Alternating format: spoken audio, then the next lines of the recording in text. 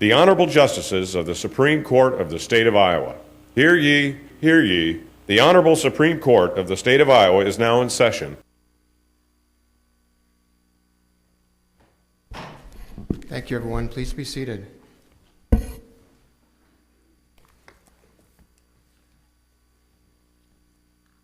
We're here to hear and submit the case Ned Chiodo versus the Section 4324 panel.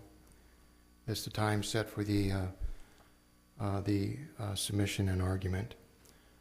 I would just like to say initially that we appreciate very much your cooperation and willingness to counsel to achieve such a prompt and quick resolution of this important issue before the court, and for doing such an outstanding job on such short notice with what you have submitted to us.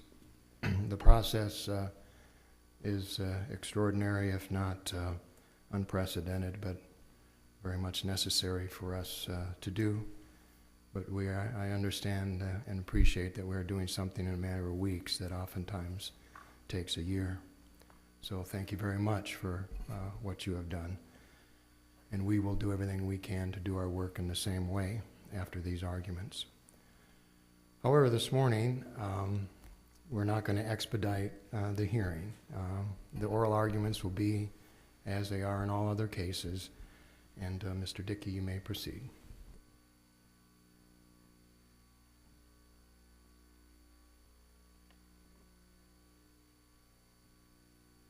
Mr. Chief Justice, and may it please the court, I'm Gary Dickey from Dickey & Campbell Law Firm in Des Moines, appearing on behalf of Ned Chiodo.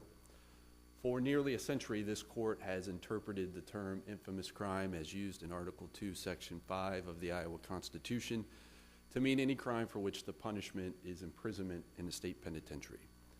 Under that interpretation, Anthony Bisignano's second offense OWI conviction would render him ineligible to hold public office because, as the panel's attorneys have conceded in this appeal, second offense OWI is a crime that can and in fact does result in incarceration in prison.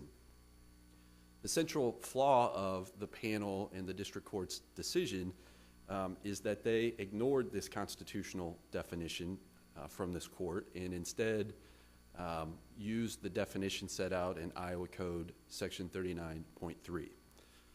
Unless this court overrules the constitutional definition set out by the trilogy of cases culminating with the Hobbridge decision, the district court and the panel's decisions must be overturned. Why can't the legislature redefine the constitutional definition over time as times change and as penalties change? Just modernize the code and rewrite the constitutional definition. Well, Justice Wiggins, that would violate the basic notions of separation of powers, and that's really the most dangerous result that would flow from this court's decision, is to allow the legislature to do that. This is a point, in fact, that the amicus from the ACLU and Mr. Chiodo agree upon, that if there's a constitutional definition that the legislature cannot by statute overrule that, and there's a real legitimacy issue with this court if the court is to hold otherwise. Doesn't the constitutional definition maybe change over time as, I hate to use the word living constitution, but, as times change and as circumstance changes, doesn't require us to maybe relook at it, and, the legislature's input is it shouldn't be there, but don't we have that obligation to do that under our Constitution? Yes. So ultimately, if the definition of infamous crime is going to change, it needs to come from this court, not through legislation. And we would submit there are several reasons why this court should not change its constitutional definition. Well, that was my question, so go ahead. Okay. So first would be that the definition that we have provided, which is the one that came from the Hobbridge decision in the prior cases, is the only definition that's consistent with the text of the Constitution, as well as the historical understanding reflected by this court's opinions, by every Attorney General opinion that has touched the issue, as well as Executive Order 42. Counsel, lots of states have a similar infamous crimes provision in their state constitution. Can you cite a decision from any jurisdiction holding a second offense, drunk driving, is an infamous crime? No, I can't, Justice Waterman. And the point is that it's not the actual crime itself that should be the litmus test, and that's what this court said in its decisions. The test ought to be whether or not an individual can serve time in prison.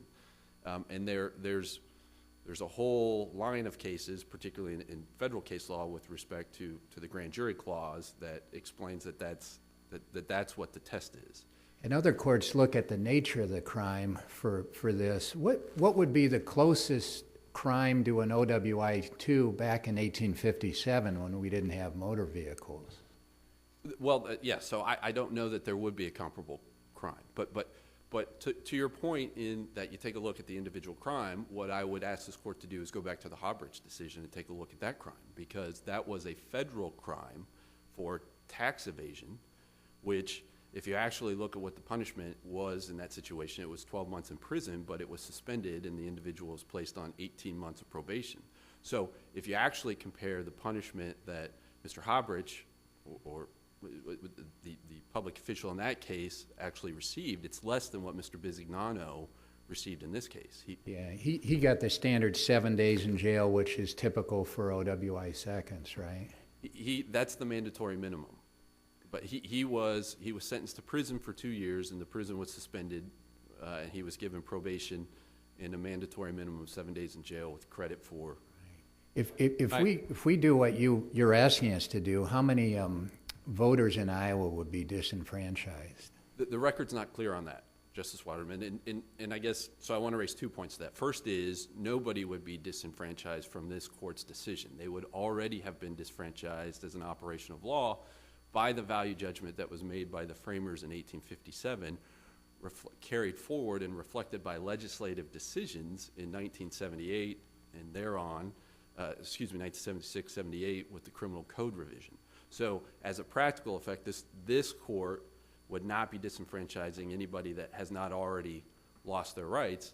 Indeed, the Attorney General, as recent as October of 2012, in an informal opinion provided to the Iowa Secretary of State, reached that very conclusion, that the infamous crimes clause reached down to aggravated misdemeanors. The problem I have with your argument and the legislature defining what it is, the legislature actually defines what an infamous crime is by fixing the penalty.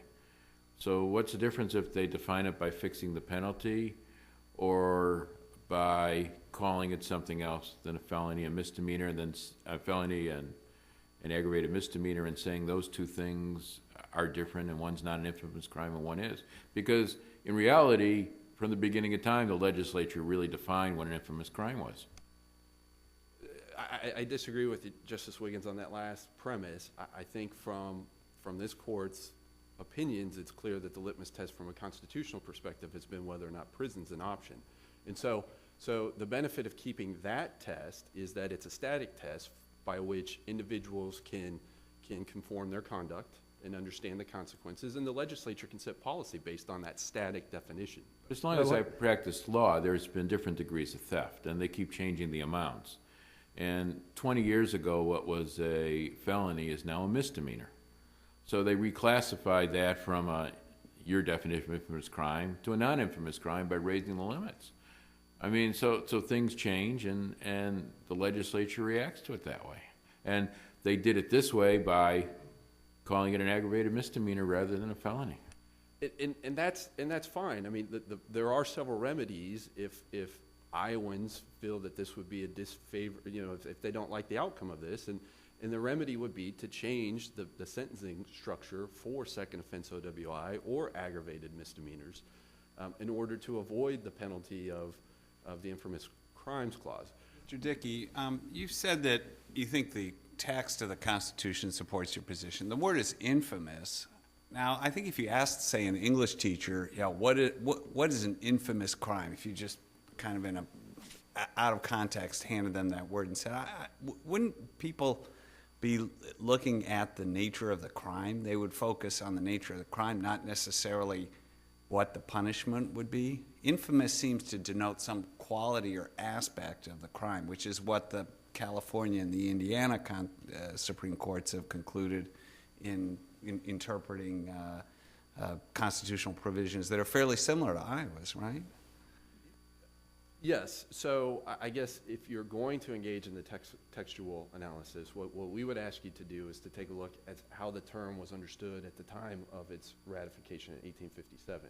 And while there are alternative understandings, we've submitted it's understood to relate to punishment. So when you ask an ordinary person, what separates an infamous from non-infamous, I think it would be understandable for a person to say the most severe or those offenses that are subject to imprisonment as opposed to some other type of punishment. That's entirely reasonable rather than looking at the actual offense conduct of the specific crime. But if we look at the actual text of Article 2, Section 5, it talks about a conviction for an infamous crime. If the founders were interested in talking about the punishment for crime, why didn't they use that language? Well, it's not a clear answer to that, Mr. Chief Justice. What I can say is, if you take a look, for example, of Oregon's Constitution that had the suffrage provision in 1857, they instead of saying infamous crime, say any crime for which punishment is in a penitentiary. So, and that's my point. Why didn't we use the Oregon language here about the same time? Well, I would submit that it's because our drafters were able to do in 2 words what it took the Oregon drafters to do in 10 words.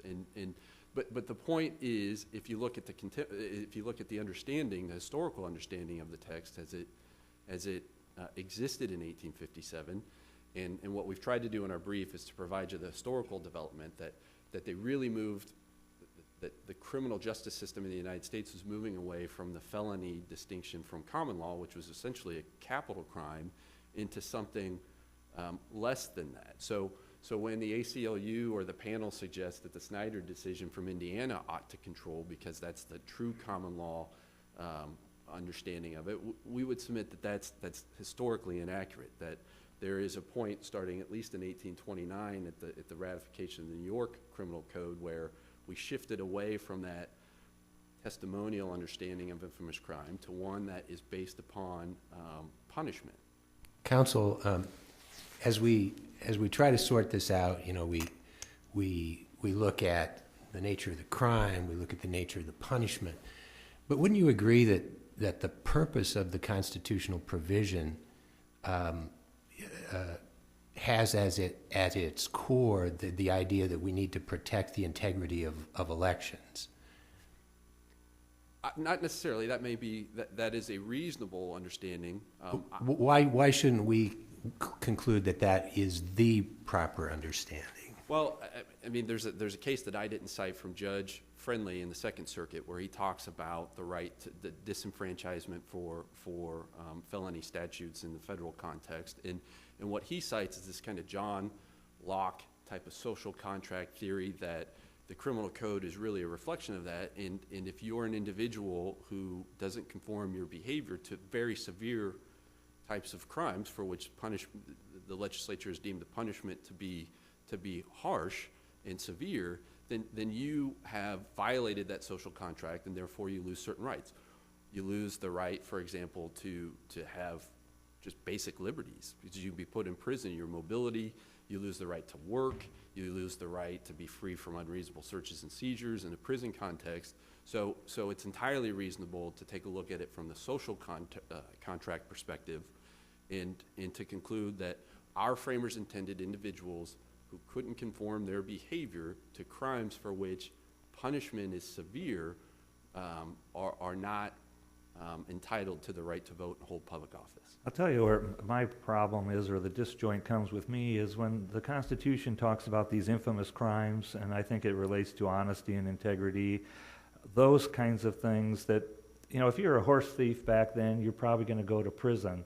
Now under our current system, the idea of having prison with suspended sentences. We didn't have suspended sentences, I don't believe, back then. We didn't have suspended sentences. We didn't have parole. We didn't have probation. We didn't have this whole idea of corrections that we have now. And so why wouldn't we concentrate more on the nature of the crime, the infamous crime, rather than a whole system that's different now than it certainly was back then? So Justice Agar, I'll raise 2 points. First is, if you think this issue is difficult to litigate, imagine what would happen if you looked at the actual elements and decided voter eligibility and public official eligibility based on that. That would be a real mess that would just invite decades of litigation on individual crimes. So it's just not a practical, workable framework. For example, the embezzlement charge in the Hobbridge decision. Excuse me, not embezzlement, tax evasion. So is that somebody who knowingly hid assets, or is that somebody who just didn't file? Both of those are tax evasions, but we would have to litigate his eligibility, which really creates a mess. The second point would be, at least in the Hobbridge decision, suspended sentences were available. I mean, it was a federal conviction, but he was given probation, and again, a more severe penalty. But on a more practical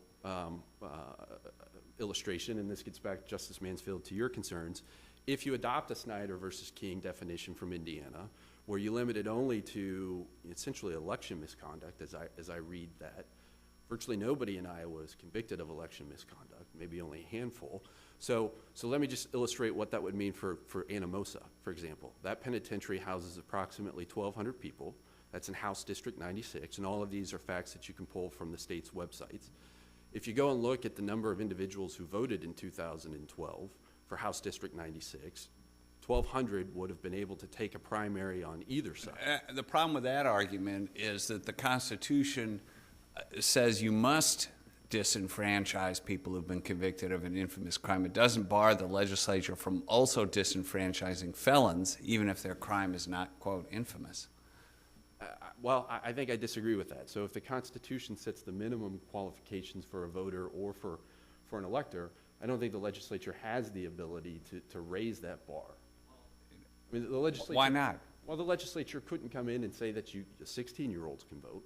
I mean, because the constitutional age is 18. The legislature couldn't come in and say that women can't vote because that's a constitutional provision. Underlying federal constitutional barriers there too, but remember the 14th Amendment contemplated in Section 2 that people who've been convicted of crimes, states would be able to disallow them from voting, and generally felon disenfranchisement cases under the federal Constitution have not been successful for that reason.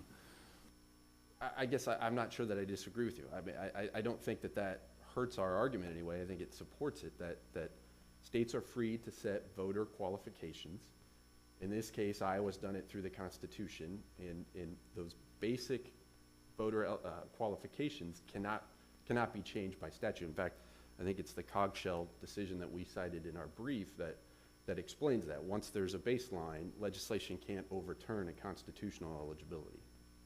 Mr. Dickey, before you sit down, let me ask you about your first issue.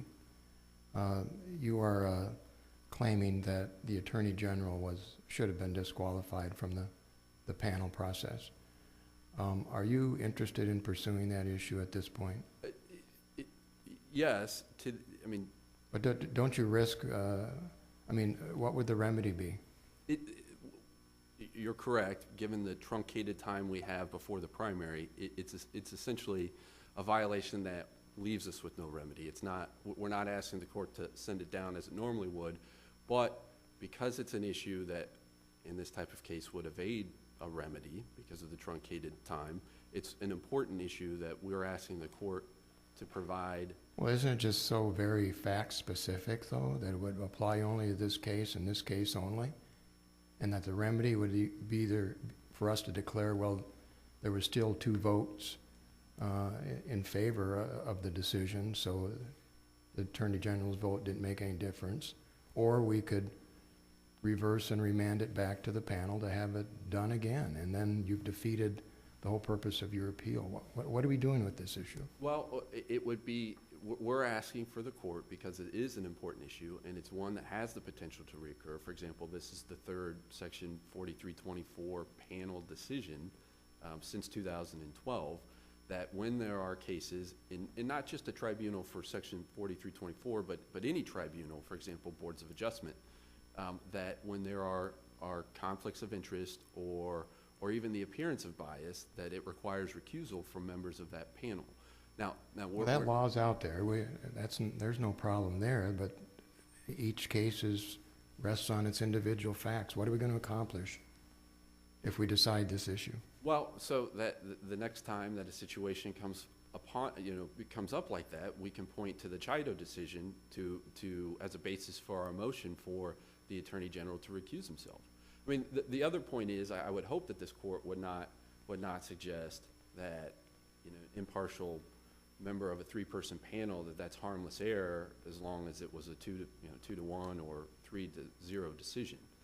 I would hope that it would take a look at the integrity of a tribunal review at any level and the need for due process, not just for the individuals involved, but to avoid the appearance of impropriety for the public's sake. So you're not seeking an individual remedy in this case with that issue? No, and no, we're not, Mr. Chief Justice. I think hopefully we made that point clear in our brief, that we're only asking for it to be decided because it's an important issue that is capable of repetition but avoids review. All right. Thank you very much. All right, Mr. Thompson, I think you'll go next. Thank you, Chief Justice. May it please the court. Jeff Thompson for the panel.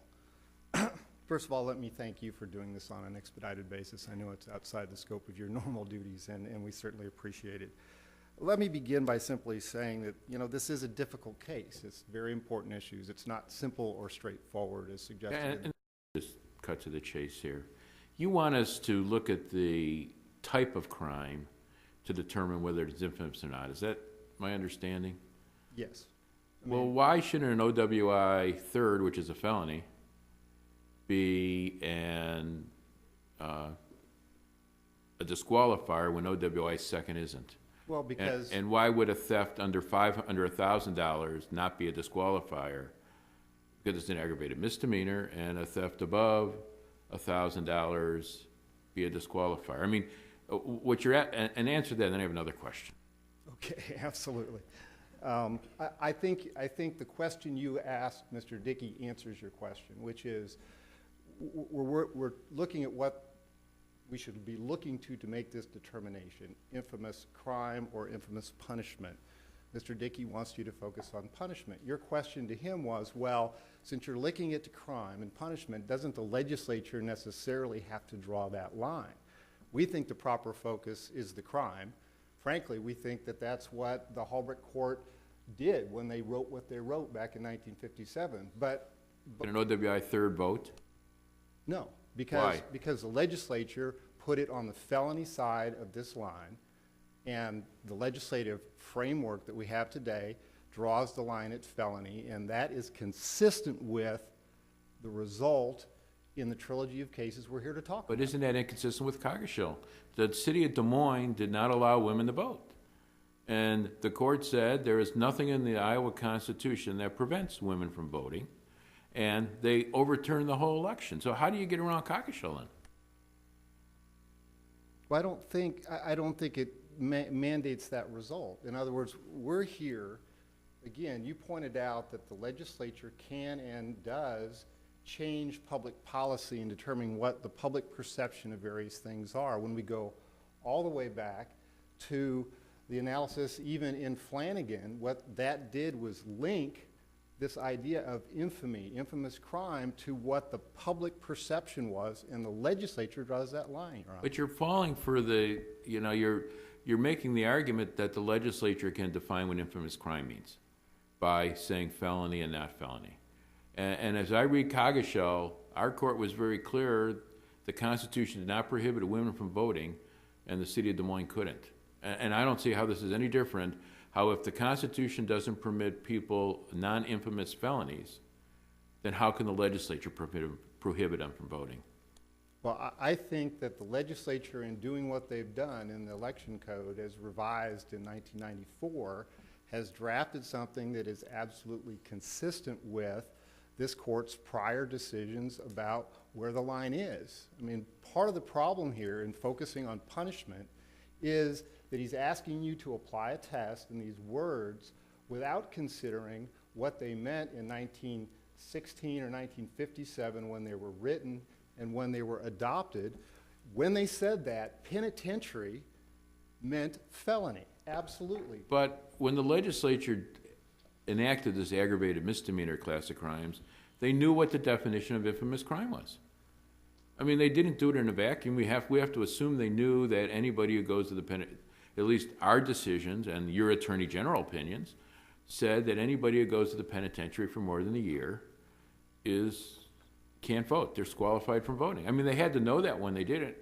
That's one of the general principles of legislative intent. I think it is, but I think that's why this case is difficult. You look at this legislative enactment and this intent, and you have to construe it, and then you have to balance it against what this court said in this trilogy of cases, and I don't think it's inconsistent. It reaches the same result, which is felonies are treated as infamous crimes. Now, I understand the ACLU argument or the Snyder argument that ultimately you should dig deeper and look to the morality issues related to the criminal, but this court picked a way to analyze it. Let me ask you a question. Why wouldn't theft in the third degree be infamous and theft in the fourth degree is, under the way you want us to construe it? Tell me what the difference is if you steal $1,000 or $1,001.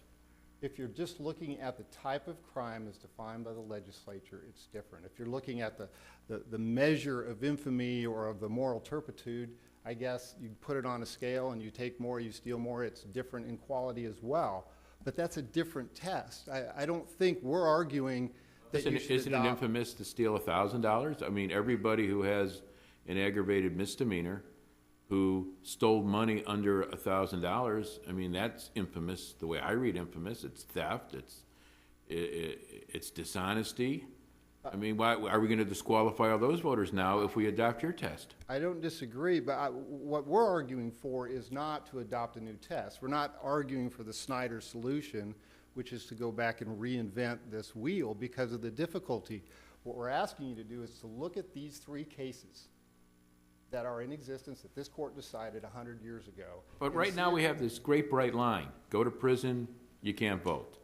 If we start looking at crime by crime and start saying, well, this is not an infamous crime, it's only drunk driving, and, you know, we sort of accept it, but we don't accept it, and it didn't have to do with moral turpitude, then we have to say all these other aggravated misdemeanors that go to moral turpitude may disqualify all those people.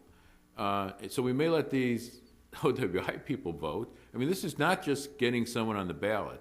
This is who can vote in this state, and it has more ramifications. Absolutely. And the bright line rule right now seems to be pretty clear to apply.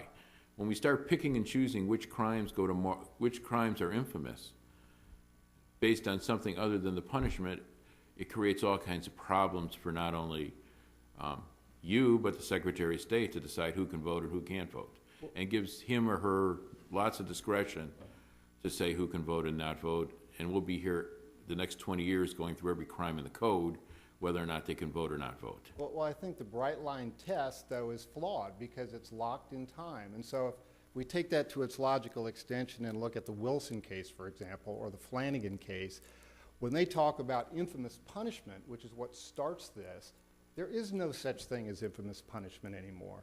The quote that talks about the penitentiary and feeding gruel and shaving heads and physical abuse, I mean, it doesn't exist in this world. And so the argument that you just stay with this bright line test and apply the words from the 19th century into an era where the scheme for crime and punishment is absolutely different, as Justice Heck pointed out, when you can construe this statute as written by the legislature after the revision of the criminal code and in a way that is coherent and hits the same line that this court picked in 1916 and 1957, which was the result of those words.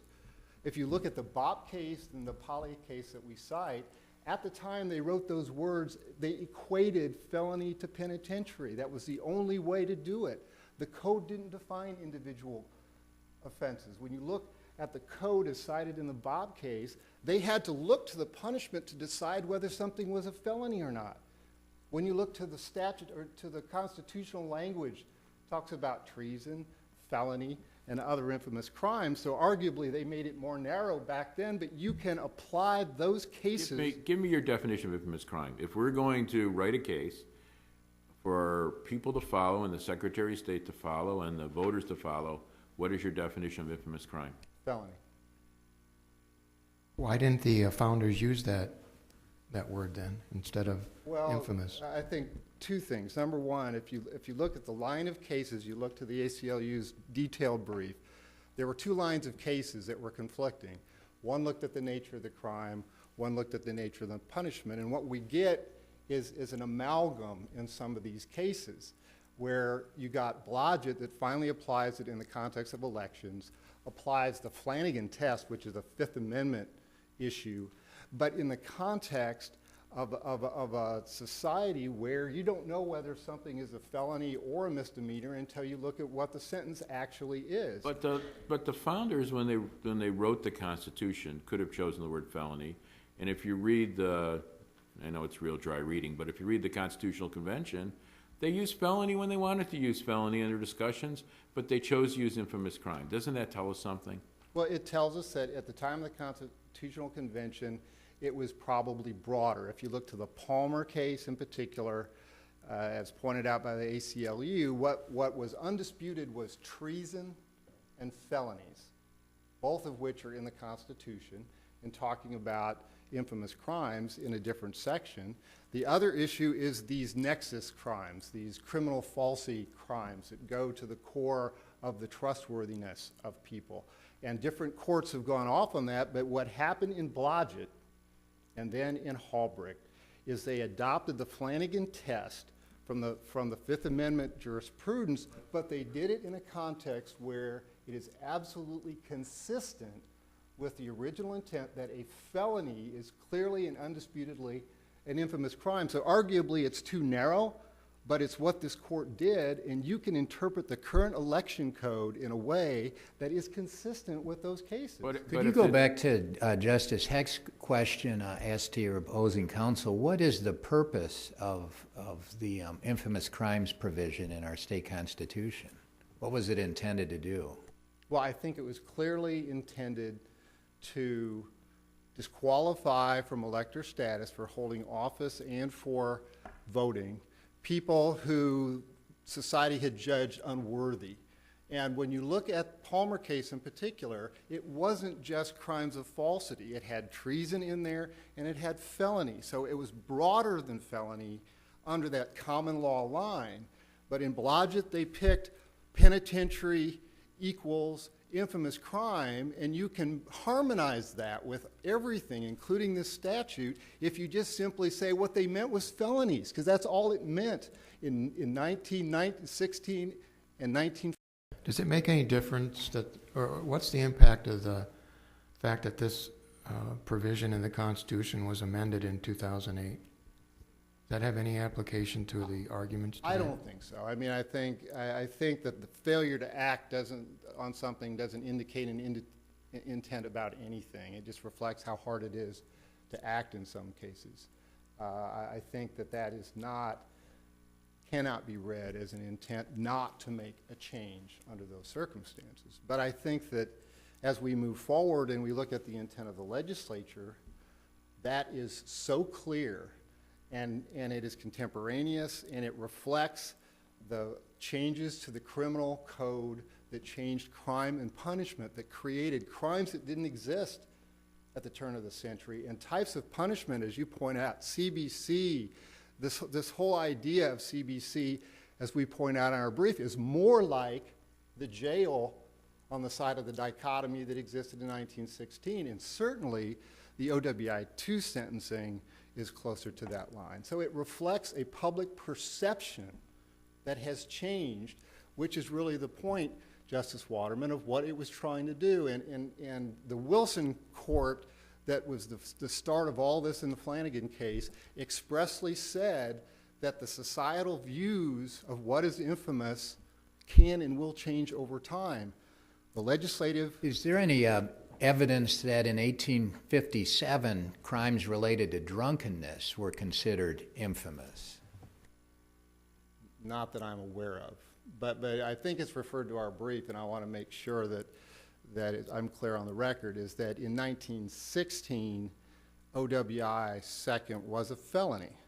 And so the legislature, with the court having drawn the felony line, made a determination in the 1970s to literally move that out of infamous status into non-infamous status. The argument that counsel's making here is urging you to push it back in a way that sweeps more broadly than this court would have ever envisioned in 1916 or 1957. But it's troubling to think that the legislature, by statutory enactment, can affect the definition of a constitutional term. Your brief cites Junkins v. Brandstad, and there was an item veto case, and the issue was, it turned on the definition of what's an appropriations bill, and this court disregarded the statute that purported to define that, saying it's for our court to say what the Constitution means. So how much weight do we give these evolving and changing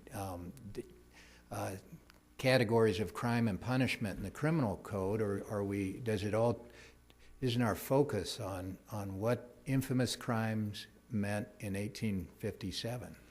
I think the answer is yes. I think Junkins says legislature can't change the rules, but I think this court can look back at those cases that this court decided, two of which without any analysis, just bootstrapping, and first look to see what those courts were talking about and what they meant when they said what they said. I think when you look at everything in all these briefs, they thought they were saying felonies are infamous crimes. And you can argue about whether that's right or wrong. I know the ACLU says you should just overturn it. I don't think you have to, because I think you could construe this statute and find that these cases do not compel a different result than what the legislature, you can distinguish it. They obviously didn't decide this question. If you decide to overrule it or change it, back to your question, Justice Wiggins, I think the simple test should be what matches the current public policy, which is infamous crimes are felonies. And that's but the problem is in 2008, after we had these different categories, the constitutional amendment kept the word infamous crime. And that was 12 years after the criminal, that was 22 years after the criminal code was changed. I understand. 32 years, my math is wrong, 32 years.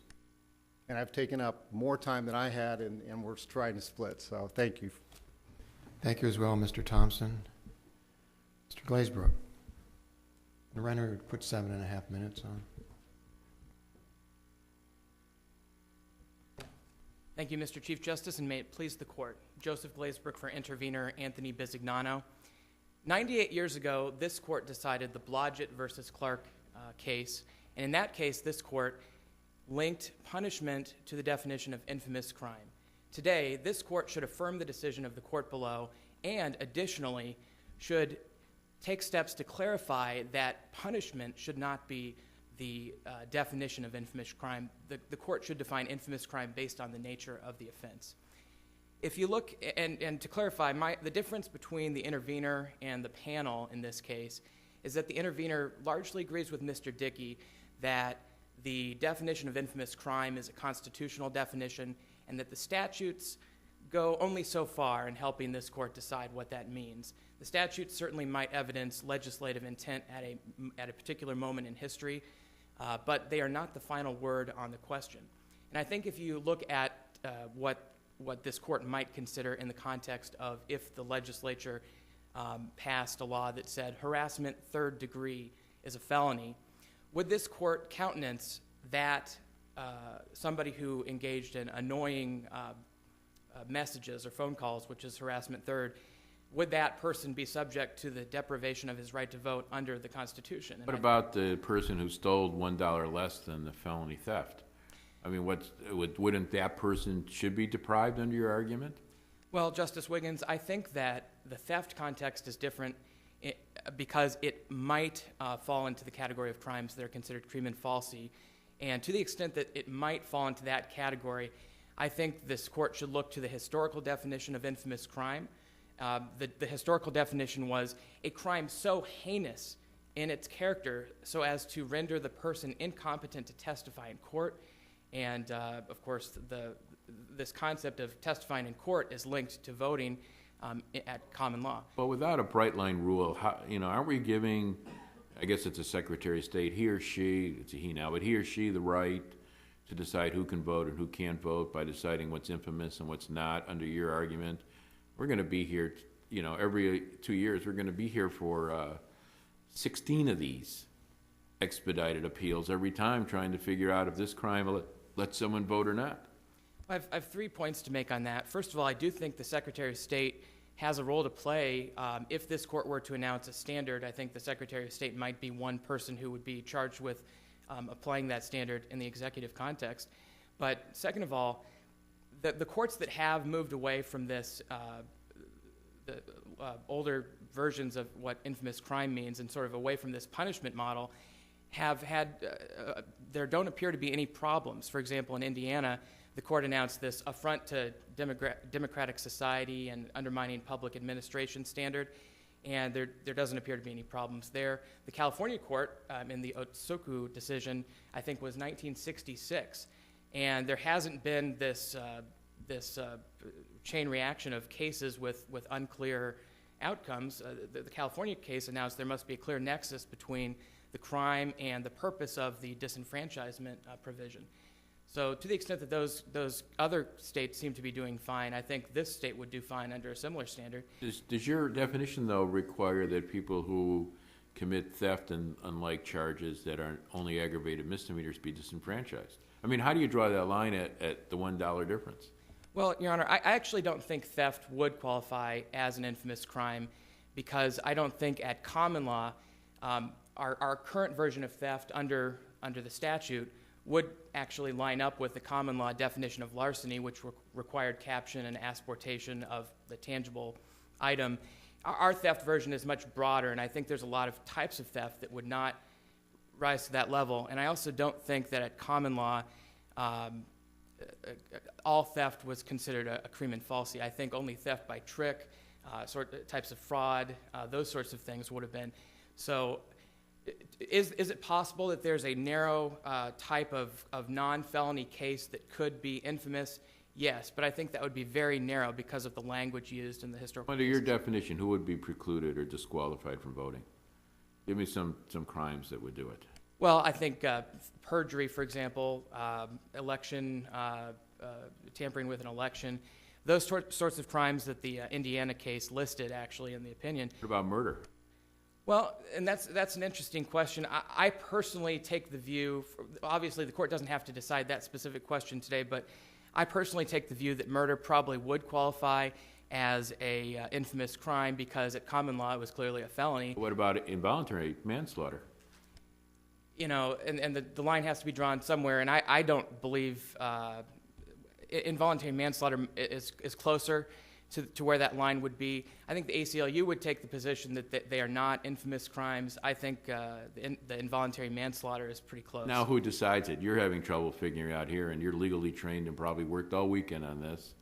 I mean, tell me how a Secretary of State is going to determine this. They're going to get advice from the Attorney General, and he's going to tell them it's a felony?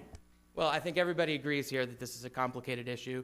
I think that particular question about involuntary manslaughter is an extremely complicated issue. I know that there's a form of involuntary manslaughter that's not a felony, and so our position would be that's not. It's vehicle by homicide. I mean, we could go through the whole list here. Sure.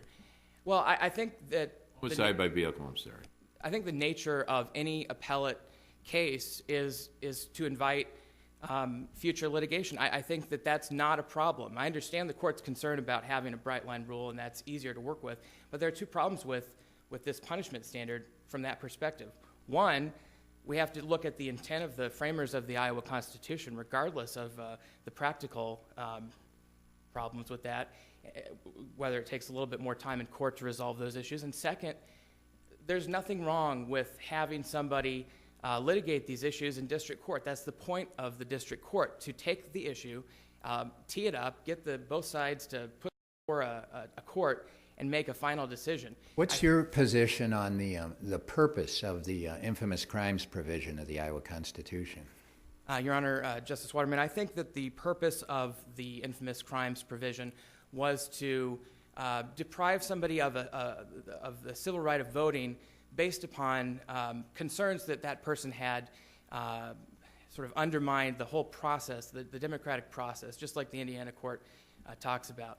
So I think that the reality is that a lot of crimes that are currently being applied to the definition of infamous crime under the Blodgett case are just simply not related to that purpose. And I see that I'm about to run out of time, so unless the court has any further questions, would respectfully request the court affirm the court below. And because this involves voting rights, a right which should not be easily extinguished, we'd also invite the court to clarify the definition of infamous crime and to exclude aggravated misdemeanors generally. Thank you. Thank you as well, counsel. Mr. Dickey.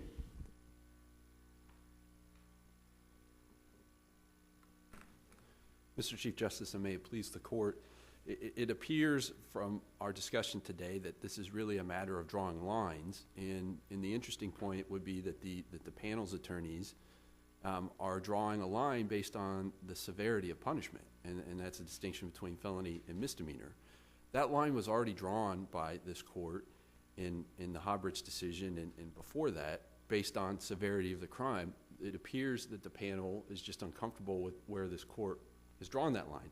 And the only basis, as far as I can discern from their comments today and their brief, is that the legislative enactment in 1994 is the basis to move that line. And that's a very dangerous proposition, and it follows up on my answer to one of your questions, Justice Wiggins, and your question of the panel, Justice Waterman, and that is, if we allow the legislature to move the line and to move the goalpost on constitutional provisions, we really put all of our rights at stake. For example, when this court in the last several years has interpreted the cruel and unusual punishment to prohibit juvenile life sentences, if you follow the Attorney General, or excuse me, the panel's logic, what this court's and take into account legislative enactments, what that would do is open the door to the legislature saying that for statutory purposes, cruel and unusual punishment does not include juvenile life sentences. And then, you know, we would litigate that issue, and we would be looking at the Chiodo decision to support the idea that the legislature can change contemporary understandings of constitutional principles. It puts that in jeopardy. It puts the equal protection analysis in the Varnum decision. Some of our most basic fundamental rights would be in jeopardy if the legislature can pass a statute that just simply reinterprets what's the constitutional standard is.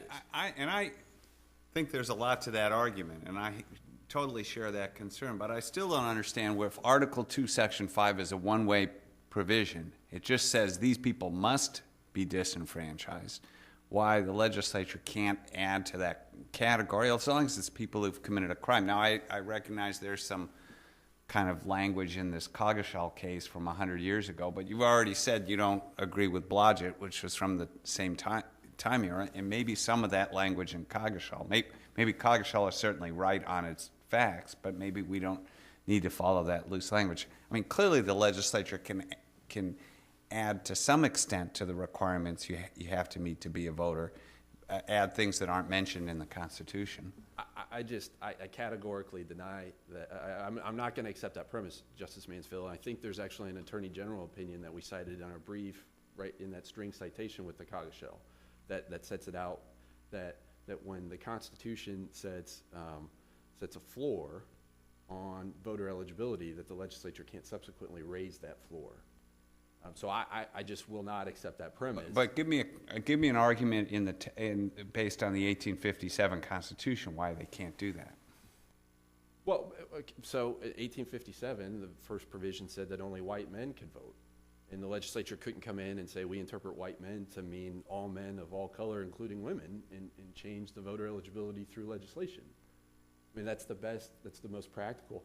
And what it does illustrate, I guess, it gets to your question, is there are remedies available if this is a disfavored outcome. I mean, one is we can amend the Constitution, which gets to your point, Mr. Chief Justice, that this provision was amended in 2008, and certainly for statutory construction purposes, we look at when a legislature takes a look at a specific provision, if they leave the rest, in place following Supreme Court opinions, that we can only assume that they understood that and decided to follow that.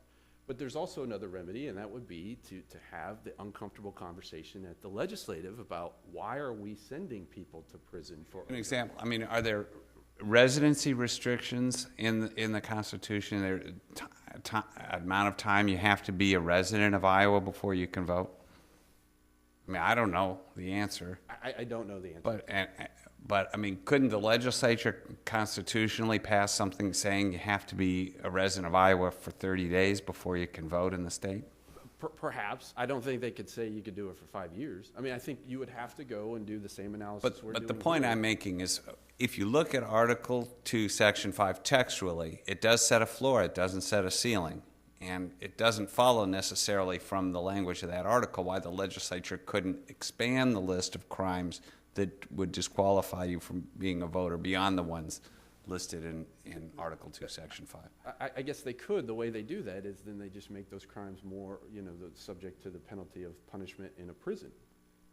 And that's the way you do it. You don't do it by legislatively changing a constitutional provision. So there are residency requirements, and so if somebody challenges a statutory residency statute, you would undertake the same analysis that we would ask this court to do. Take a look at the text. If it's unclear, look at the understanding of the term and how it's been interpreted by this court. And if the court has said there's a 30-day minimum, then you couldn't then later legislate a 6-month minimum. That's the same analysis that we would ask the court to apply in this case. Mr. Dickey, it seems in so many ways that the right to vote is that right upon which all other rights are built. And when you're sentenced to the penitentiary,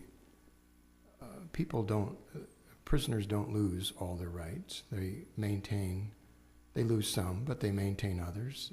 They have a right to file a lawsuit. They have a right to consult with counsel, perhaps other rights. Why is it that our founders would have been interested in just drawing a line and flatly denying all felons that go to prison, or anyone that goes to prison, the right to vote? I would say 3 points. First is, I agree that the right to vote is fundamental to the political process, but it's limited to only those individuals who are eligible. So for example, foreign nationals or individuals who come over for a brief period of time, non-residents, individuals less than the age of 18. So it's only fundamental with respect to eligibility. And our framers, so the second point would be, our framers made a value judgment in 1857 to draw the eligibility line at the infamous crime. This is based on the severity of it.